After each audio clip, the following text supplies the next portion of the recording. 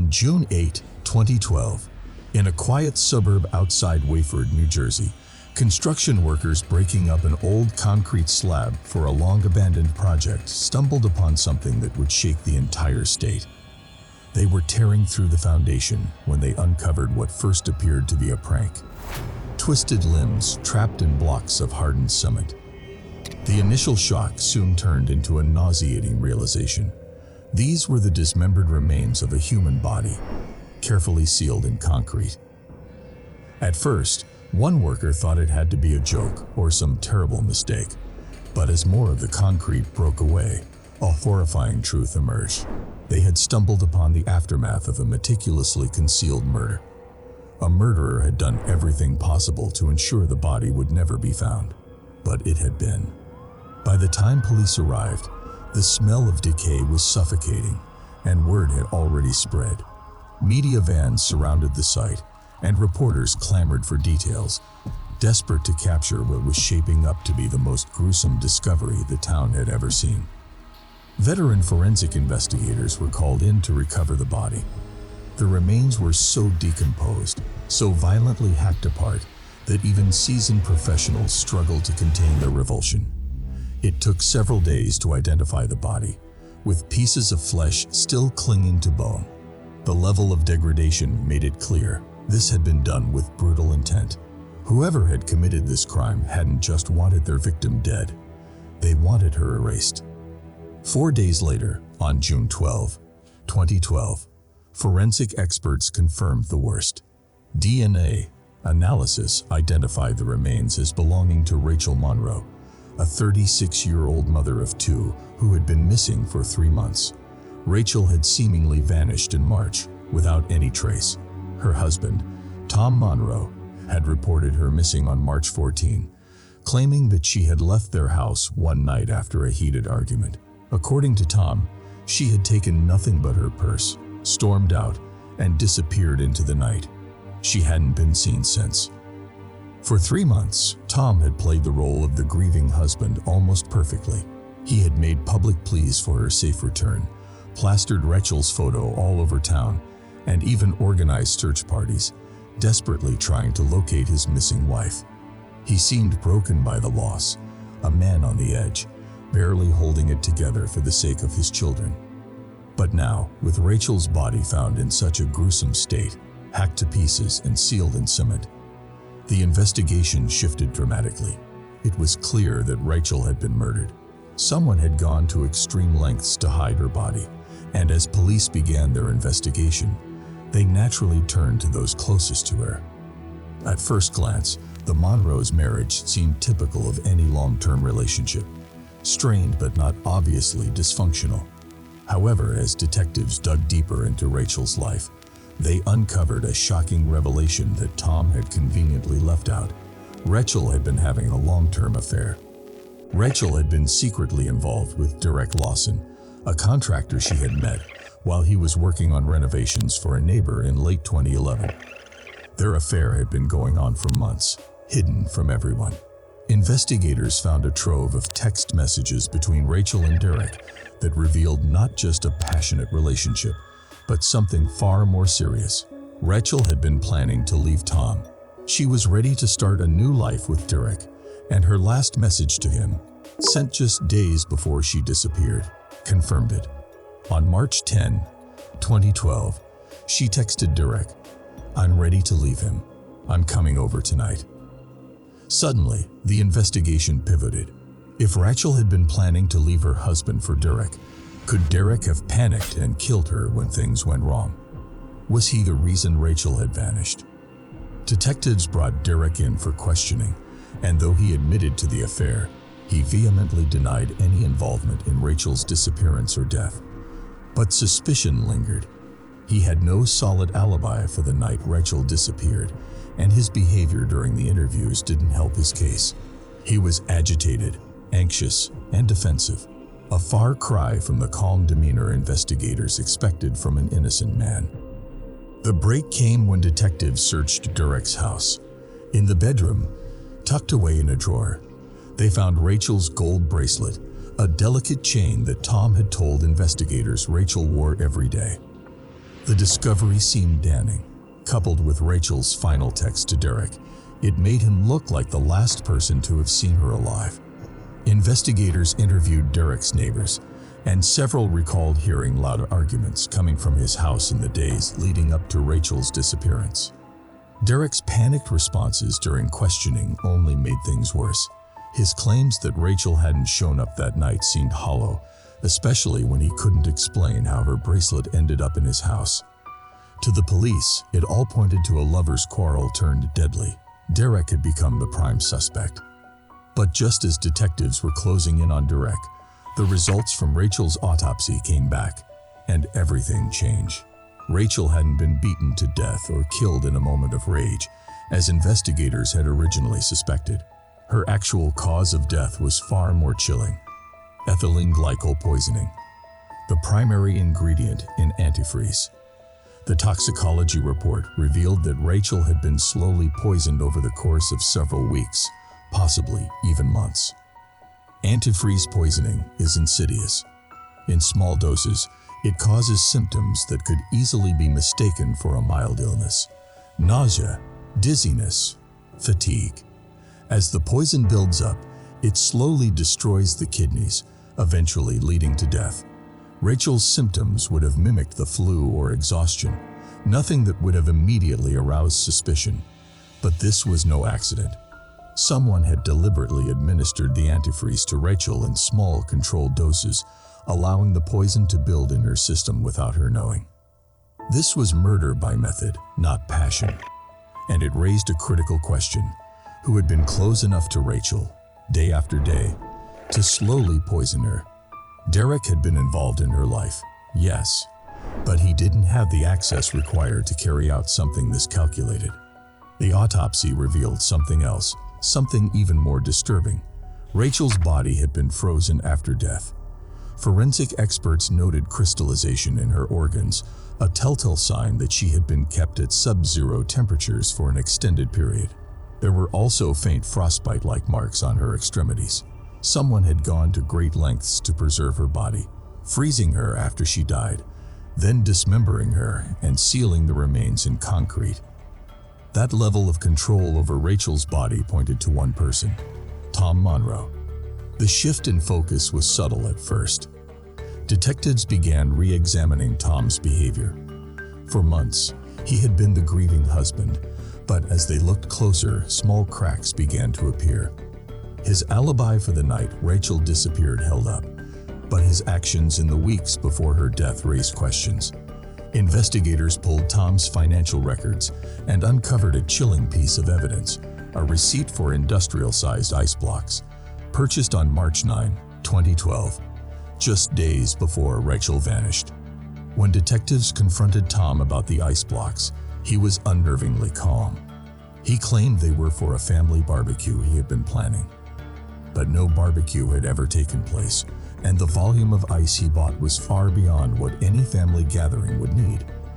The detectives knew they were onto something. The ice wasn't for drinks. It was to freeze Rachel's body. With this new information, detectives obtained a warrant to search Tom's garage. What they found confirmed their worst suspicions. Hidden in the corner was a large chest freezer, big enough to hold a human body. Inside, they found traces of blood and hair evidence that, once tested, would be confirmed as Rachel's. It all started to fall into place. Tom, a chemistry teacher, had access to ethylene glycol. He knew how it worked, knew how to administer it in small enough doses that Rachel wouldn't notice.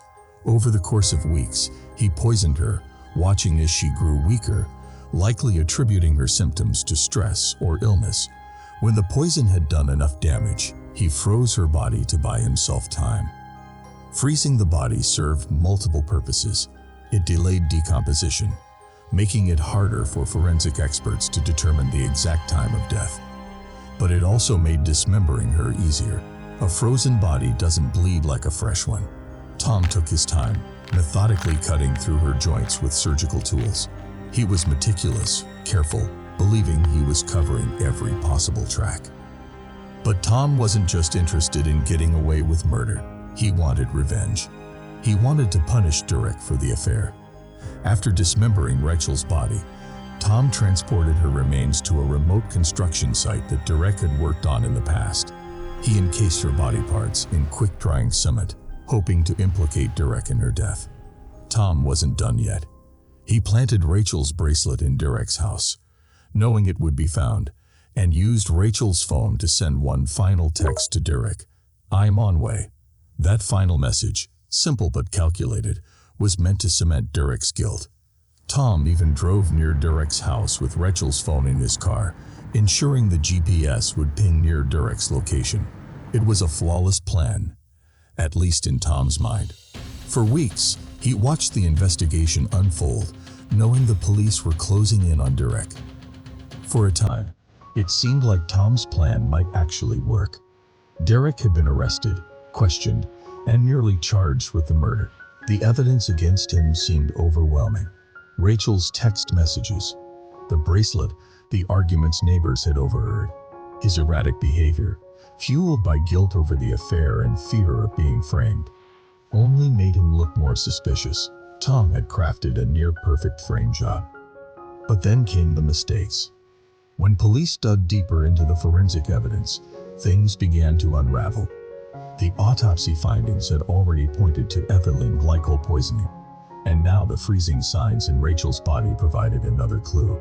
How could Derek, a contractor with no known access to refrigeration equipment, have frozen Rachel's body? Why would he do so? The freezing indicated planning, control, something that didn't match the profile of a lover killing in a fit of rage. And then came the fatal error, the metadata on Rachel's phone. When detectives examined the data more closely, they found that the final message, the one sent to Derek, had been sent after Rachel had already died. The timestamp didn't align with Rachel's time of death. Not only that, but the GPS data showed that the message hadn't been sent from near Derek's house at all. It had been sent from within the Monroe home. This was the turning point. Police now had solid evidence that someone had used Rachel's phone to stage the scene after she had died, and that someone had to be Tom. The detectives knew they were onto something much bigger than an affair gone wrong. Tom's meticulous plan was crumbling, piece by piece, and the lies he had woven were finally unraveling. Determined to expose the truth, detectives searched Tom's garage once again, this time with a more critical eye. They found blood traces that had been missed during the initial search, and further luminal testing revealed faint but unmistakable blood splatter along the floor and walls, indications of where Rachel's body had been dismembered. It was clear now. The chest freezer, the industrial ice blocks, and the dismemberment had all been part of Tom's cold, calculated plan to cover up his crime. Tom had been patient. He had watched Rachel suffer, her body slowly shutting down from the antifreeze he had been giving her. He hadn't acted out of rage or desperation. This was all part of his twisted desire for revenge. But it wasn't just Rachel he wanted to punish. Derek had become the perfect scapegoat, the man who had stolen his wife. Tom wanted to ruin him too. The police confronted Tom with the overwhelming evidence, the surveillance footage of him buying ice, the chest freezer, the blood found in his garage, and the phone metadata. It all pointed to them. And when the pieces were laid out in front of him, the confident mask Tom had worn for months finally cracked.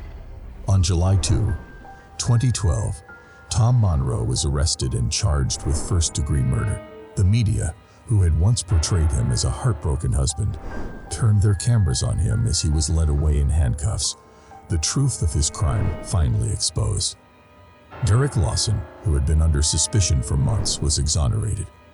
For him, the nightmare was over, but the damage had been done. His name had been dragged through the mud, his affair with Rachel exposed, and he had come dangerously close to being charged with a crime he hadn't committed. Though cleared, Derek vanished from the public eye, scared by the events that had nearly destroyed him. For the town of Wayford, the discovery of Rachel Monroe's body had been the beginning of a dark, twisted story that would haunt the community for years to come. The dismembered remains found in concrete had uncovered not just a murder, but a tale of betrayal, revenge, and cold, calculated cruelty. Rachel's death had started as a story of a tragic affair, but it had ended with the shocking revelation that the man who had stood before cameras, pleading for her return, had been her killer all along. Tom Monroe's trial was a sensation, and the forensic evidence that had led to his arrest was laid bare for the jury.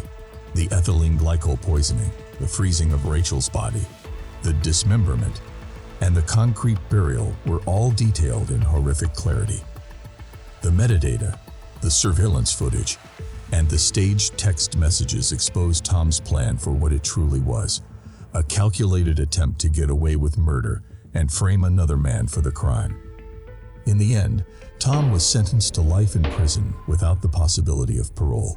The man who had believed he could control every aspect of his wife's death, who thought he could outsmart investigators, had been undone by his own arrogance.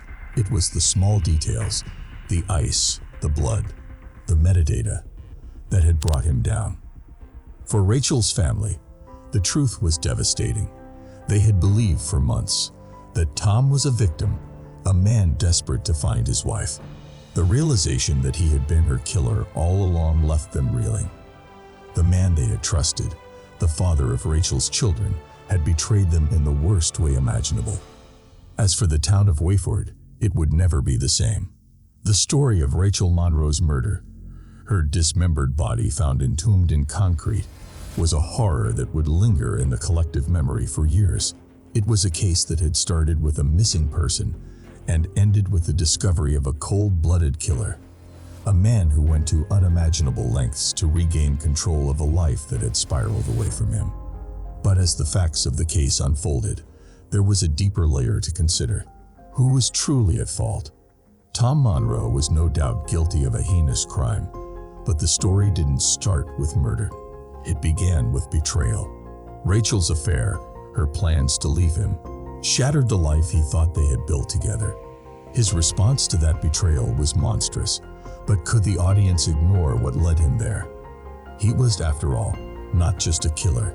He was a man who had been deceived, hurt, and pushed to the edge. So the question remains, was Tom's crime solely driven by evil, or was it the product of a broken heart and a mind consumed by revenge? Betrayed by the person he trusted most, Tom chose to take control in the most horrific way possible. But can anyone truly understand what it feels like to be pushed to that point? In the end, the truth came out cold and unforgiving, leaving shattered lives in its wake. But the real question is, how would you have reacted?